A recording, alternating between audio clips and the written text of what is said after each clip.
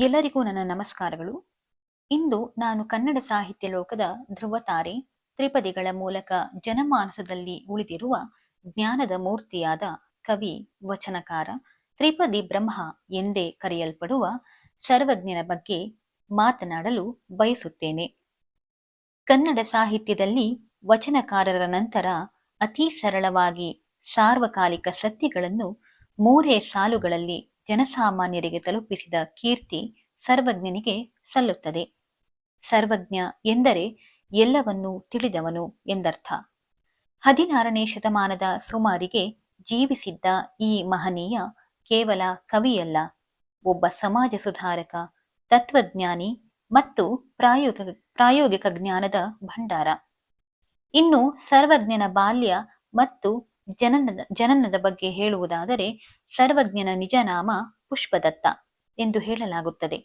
ಹಾವೇರಿ ಜಿಲ್ಲೆಯ ಹಿರೇಕೆರೂರು ತಾಲೂಕಿನ ಅಂಬಲೂರು ಇವರ ಜನ್ಮಸ್ಥಳ. ತಂದೆ ಬಸವರಸ, ತಾಯಿ ಮಾಳಿ. ಇವರು ಕುಂಬಾರ ಸಮುದಾಯಕ್ಕೆ ಸೇರಿದವರು. ಬಾಲ್ಯದಿಂದಲೇ ಅದ್ಭುತ ಪಾಂಡಿತ್ಯವನ್ನು ಹೊಂದಿದ್ದರು ಇವರು. ಇವರ ತ್ರಿಪದಿಗಳು ಇಂದಿಗೂ ಹಳ್ಳಿಯಲ್ಲಿ ಜನಪ್ರಿಯವಾಗಿವೆ. ಇದು ಅವರ ಜನಪದ ಶೈಲಿಯ ಸಾಹಿತ್ಯಕ್ಕೆ ಸಾಕ್ಷಿ. ಸರ್ವಜ್ಞನ ತ್ರಿಪದಿಗಳ ವಿಶೇಷತೆ ಹೀಗಿದೆ. ಸರ್ವಜ್ಞನ ಕಾವ್ಯದ ಶೈಲಿ ತ್ರಿಪದಿ ಎಂದರೆ 3 ಸಾಲುಗಳು. ಈ 3 ಸಾಲುಗಳಲ್ಲಿ ಬದುಕು, ನೀತಿ, ಧರ್ಮ, ರಾಜಕೀಯ, ಸಮಾಜ ಮತ್ತು ಆಧ್ಯಾತ್ಮದ ಸಾರವನ್ನು ಅವರು ಅಡಗಿಸಿಟ್ಟಿದ್ದಾರೆ. ಅವರ ಭಾಷೆ ತುಂಬಾ ಸರಳ, ನೇರ ಮತ್ತು ಚುಚ್ಚು ಮಾತಿನಿಂದ ಕೂಡಿದೆ. ಸರ್ವಜ್ಞನ ಕಾವ್ಯ ಕೇವಲ ಭಕ್ತಿಗಷ್ಟೇ ಸೀಮಿತವಾಗಿರಲಿಲ್ಲ. ಸಮಾಜದಲ್ಲಿನ ಮೂಢನಂಬಿಕೆಗಳು, ಜಾತಿ ಪದ್ಧತಿ ಮತ್ತು ಅಜ್ಞಾನವನ್ನು ಅವರು ತಮ್ಮ ತ್ರಿಪದಿಗಳ ಮೂಲಕ ತೀವ್ರವಾಗಿ ಟೀಕಿಸಿದ್ದಾರೆ. ಅವರು ಹೇಳುತ್ತಾರೆ, ಜಾತಿಹೀನನ ಮನೆಯ ಜ್ಯೋತಿ ತಾಹೀನವೇ, ಜಾತಿ ವಿಜಾತಿ ಎನಬೇಡ, ದೇವನೊಲಿದಾತನೇ ಜಾತ ಸರ್ವಜ್ಞ. ಇದರರ್ಥ ಜಾತಿ ಮುಖ್ಯವಲ್ಲ, ಜ್ಞಾನ ಮತ್ತು ನೀತಿ ಮುಖ್ಯ. ಈ ಸಾಲುಗಳು ಸರ್ವಜ್ಞನಿಗೆ ಜ್ಞಾನದ ಮೇಲೆ ಇರುವ ಅಪಾರ ಗೌರವವನ್ನು ಸೂಚಿಸುತ್ತದೆ. ಕಲಿತವನು ಕಲಿಯದವನನ್ನು ಕೆಡಿಸಿ ಮನವನು ಅಳಿದು ಹೋದನು ದಾರಿಗಾಣದೆ ಸರ್ವಜ್ಞ. ಈ ಸಾಲುಗಳು ಕೂಡ ಶಿಕ್ಷಣ ಮತ್ತು ಜ್ಞಾನದ ಮಹತ್ವ ಇದನ್ನು ತಿಳಿಸುತ್ತದೆ.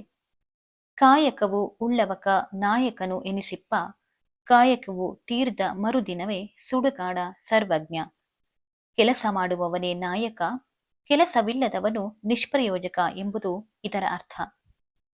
ಉಂಬಳಿಯ ಇದ್ದವನು ಕಂಬಳಿಯ ಹೊದಿಯುವನೇ, ತಾನೇ ಸಂಪತ್ತನ್ನು ಹೊಂದಿದ್ದರೂ ದುರಾಸೆ ಪಡುವವರನ್ನು ಲೇವಡಿ ಮಾಡುತ್ತಾರೆ. ಹೀಗೆ ಕವಿ ಸರ್ವಜ್ಞ ಕೇವಲ 16ನೇ ಶತಮಾನಕ್ಕೆ ಸೀಮಿತವಾದವರಲ್ಲ. ಅವರು ಅಂದು ಆಡಿದ ಮಾತುಗಳು ಇಂದಿಗೂ ಸತ್ಯ. ಅವರ ವಿಚಾರಗಳು ಮನುಷ್ಯನಿಗೆ ಬದುಕಿನ ದಾರಿ ತೋರಿಸುವ ದೀಪಗಳಾಗಿವೆ. ಇಂತಹ ಮಹಾನ್ ಕವಿಯನ್ನು ನೆನಪಿಸಿಕೊಳ್ಳುವುದು, ಅವರ ವಚನಗಳನ್ನು ಅಳವಡಿಸಿಕೊಳ್ಳುವುದು ನಮ್ಮೆಲ್ಲರ ಕರ್ತವ್ಯ. ಸರ್ವಜ್ಞನ ಕುರಿತು ಮಾತನಾಡುವಾಗ ಅವರೇ ಹೇಳಿದಂತೆ, ಸರ್ವಜ್ಞನೆಂಬುವನು ಕವಿಯಲ್ಲ, ಲೋಕದಳು ಕವಿಗಳೆಲ್ಲರೂ ಅಲ್ಪಜ್ಞರಿ ಸರ್ವಜ್ಞ.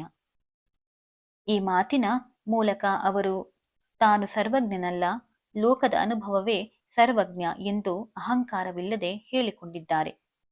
ಅವರ ತ್ರಿಪದಿಗಳನ್ನು ಆಳವಾಗಿ ಅಧ್ಯಯನ ಮಾಡೋಣ, ಜೀವನದಲ್ಲಿ ಅಳವಡಿಸಿಕೊಳ್ಳೋಣ ಎಂದು ಹೇಳುತ್ತಾ ಇನ್ನಷ್ಟು ಹೊಸ ವಿಷಯಗಳೊಂದಿಗೆ ಮತ್ತೆ ಸಿಗುತ್ತೇನೆ. ಧನ್ಯವಾದಗಳು.